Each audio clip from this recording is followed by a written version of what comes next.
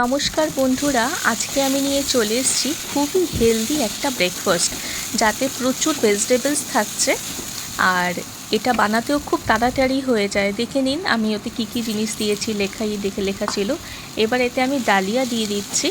ডালিয়াটা খুবই ফাইবার আছে এতে, আর এটা শরীরের পক্ষেও খুব ভালো, ওয়াটার রিটেনশন খুব ভালো হয় এতে। আপনারা এইভাবে বানিয়ে দেখুন, ডালিয়া উপমাটা খুব টেস্টি হয়।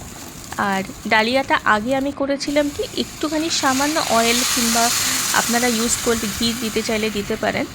ঘিতে আমি হালকা করে একটুখানি ভেজে রেখেছিলাম, খুবই সামান্য, জাস্ট হাফ টেবিল স্পুন।